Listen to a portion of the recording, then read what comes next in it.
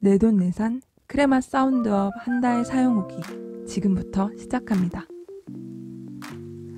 안녕하세요, 하루입니다. 오늘은 크레마 사운드업 한 달 사용 후기를 준비했어요. 우선 사운드업을 가져올까요? 1월 21일에 구매하고 22일에 받았으니 딱 한 달이 지났습니다. 그 사이에 이북 리더기를 편하게 사용하기 위한 몇 가지 아이템이 더 늘어났어요.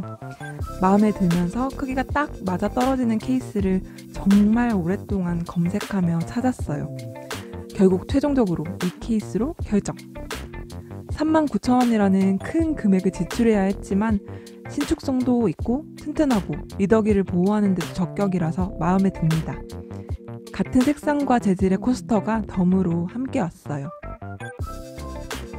그리고 심플하고 작은 사이즈의 와이어 스탠드도 구입했어요. 책상에 앉아서 이북 리더기로 책을 읽을 때 이렇게 이용할 수 있답니다. 언박싱 영상에도 나왔던 윌비 클리본은 아직까지도 잘 사용하고 있어요. 원래 저는 엄청나게 종이책을 편애했어요. 전자책은 1년에 2권을 읽을까 말까. 그것도 여행지에서 미리 가져온 종이책을 다 읽었을 때처럼 정말 어쩔 수 없는 때를 제외하고는 굳이 전자책을 살 생각을 하지 않았어요. 제가 생각하는 전자책의 최대 단점은 2가지예요. 종이책의 물성을 절대 구현할 수 없다는 것, 그리고 중고서적으로 되팔 수 없다는 것. 사실 2가지가 모두 엄청난 단점이라 미루다가 구입을 했습니다. 구입 후 딱 한 달이 지난 결과 놀랍게도 너무나 잘 쓰고 있어요. 공공전자도서관이나 알라딘 이북처럼 다른 전자책 포맷을 사용할 수 있고 PDF 파일을 넣어 읽는 것도 가능하지만 한 달 동안 저는 예스24 북클럽만 주구장창 사용했어요. 이렇게 예스24 북클럽 아이콘을 누르면 기본 책장이 나와요. 오른쪽 상단에 북클럽 아이콘이 따로 보이는데요.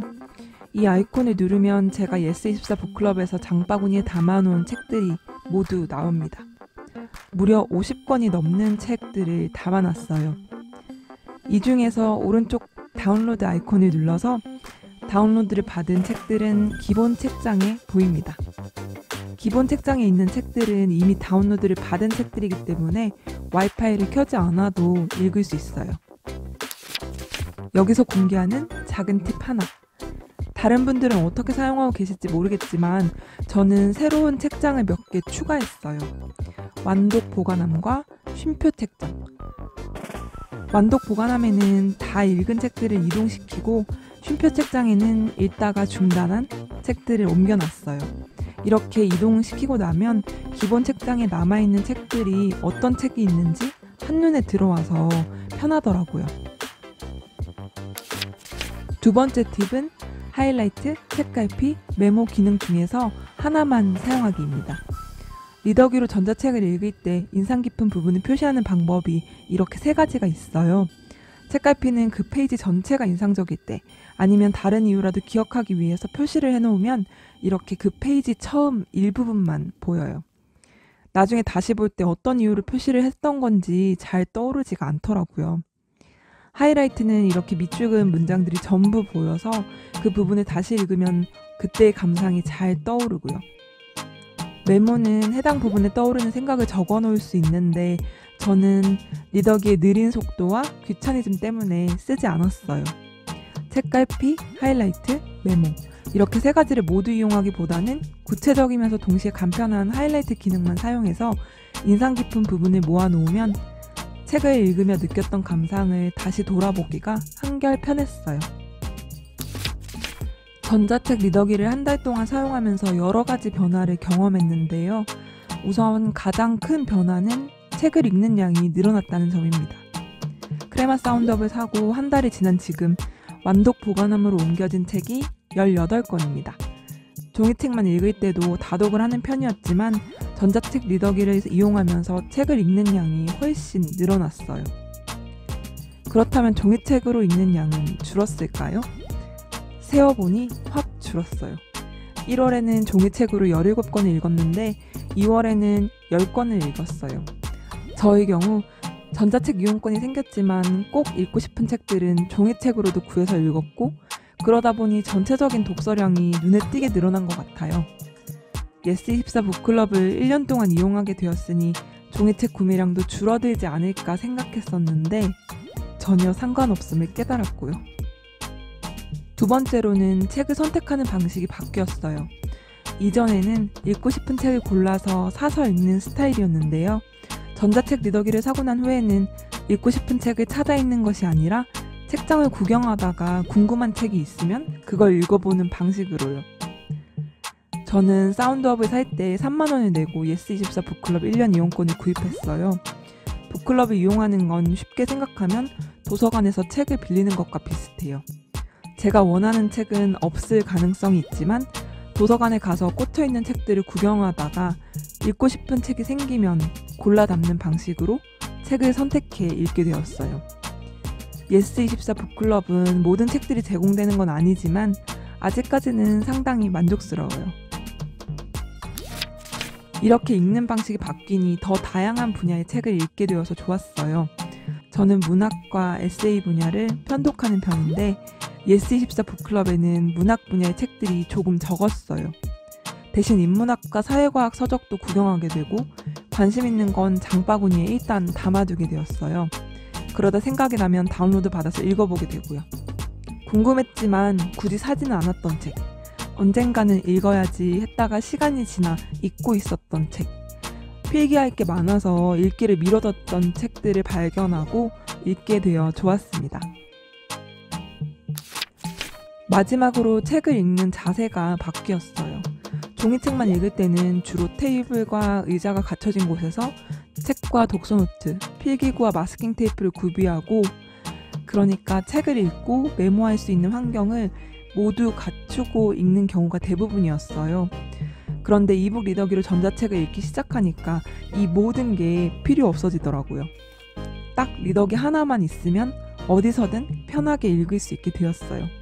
저는 버스나 지하철 등 대중교통을 이용해서 이동할 때, 그리고 집에 들어와서 편하게 널브러져서 쉴 때, 마지막으로 자기 전에 침대에 누워서 주로 읽고 있어요. 가벼운 리더기 하나만 있으면 책을 읽을 수 있어서 정말 너무 편한데 단점도 있어요. 너무 편한 나머지 몰입이 덜 된 상태에서도 책을 계속 읽는 게 가능했어요. 덜컹거리는 버스 안이나 피곤해서 누워있는 상태가 집중을 하기에 그리 이상적인 환경은 아니잖아요. 전자책으로 읽었을 때 70-80%의 재미나 감동을 느꼈다면 만약 이 책을 종이책으로 읽었다면 더 큰 감흥을 느끼지 않았을까? 라는 생각이 들더라고요. 어려운 환경에서도 읽을 수 있다는 것은 장점이지만 완벽히 몰입하지 못한 상태에서도 읽게 된다는 건 단점인 것 같아요. 또 하나 아쉬운 점은 독서량은 늘어났지만 독서 기록은 늘어나지 않았다는 거예요. 이북 리더기에는 손가락 터치 몇 번으로 쉽게 하이라이트와 책갈피, 메모를 할 수 있잖아요.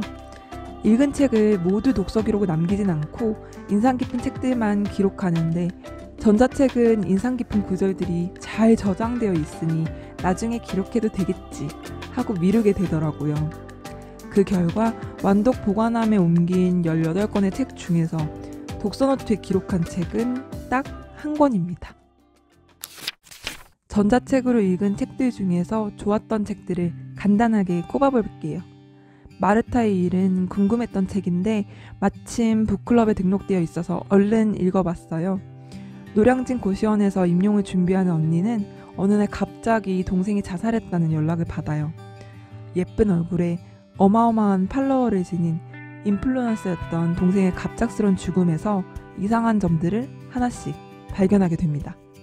중심 사건을 집요하게 파헤치면서 끝까지 긴장을 놓을 수 없게 만들어서 인상 깊게 읽었어요. 한나 아렌트 3번의 탈출은 한나 아렌트의 어린 시절부터 그 유명한 예루살렘의 아이만을 쓸 때까지 그녀의 삶을 그래픽 노블 형식으로 담아낸 책이에요. 그림으로 된 책을 읽기에는 스크린의 크기가 조금 작아서 아쉬웠지만 아렌트의 삶을 쉽게 접근할 수 있어서 좋았어요. 한나 아렌트의 다른 책들을 읽기 전에 이 책을 미리 읽어서 다행이란 생각이 들었습니다. 다음 페이지에 여자 공부하는 여자도 정말 좋았어요. 저자는 2 아이의 엄마이자 워킹맘이었고 40이 넘어서 페미니즘 공부를 시작했어요. 저자가 공부를 하면서 읽었던 30권이 넘는 책들과 그 책을 읽으면서 고민하고 사유한 것들이 모두 담겨 있어요. 이름은 들어봤지만 읽기는 힘들었던 책들도 많이 접할 수 있고 결코 가볍지 않고 꾹꾹 눌러 쓴 문장들로부터 배울 점이 많아서 읽는 내내 보람을 느꼈어요. 궁금한 분들에게 추천합니다. 다음으로 추천하고 싶은 책은 공공연한 고양이입니다. 최은영, 조남주, 정용준, 이나경, 강지영, 박민정, 김선영, 김멜라, 양원영, 조예은 이렇게 10명의 작가가 고양이를 주제로 쓴 짧은 소설을 모은 소설집이에요. 소희와 함께하면서 고양이와 동물을 다룬 책에도 관심을 갖게 되었는데 에세이 같은 논픽션이 아니라 픽션 작품들은 막상 찾아 읽었을 때 실망한 경우가 많았어요. 그런데 이 책에 실린 10편의 소설들은 짧지만 고양이를 사랑하는 마음이 가득하고 이야기 자체만으로도 매력적인 작품들이었어요. 사실 저는 이런 책이 나왔는지도 몰랐는데 예스24 북클럽에 등록된 책들을 구경하다가 우연히 발견해서 읽게 되었거든요. 전혀 몰랐던 좋은 책을 발견하는 기쁨을 느껴서 더 좋았습니다. 지금까지 이북 리더기를 한 달 동안 사용하고 느낀 솔직한 후기를 정리해봤어요. 전자책 구입을 고민 중이거나 다른 이용자의 후기가 궁금하셨던 분들에게 도움이 되었으면 좋겠네요. 쉽고 편리하게 책을 읽을 수 있고 다양한 책에 접근할 수 있어서 저는 앞으로도 자주 이용할 것 같아요. 물론 종이책 독서도 포기하지 않고요. 크레마 사운드업에 관한 질문이나 오늘 영상에 대해 궁금한 점이 있으면 댓글에 남겨주세요. 끝까지 시청해주셔서 감사합니다. 그럼 다음 영상에서 만나요.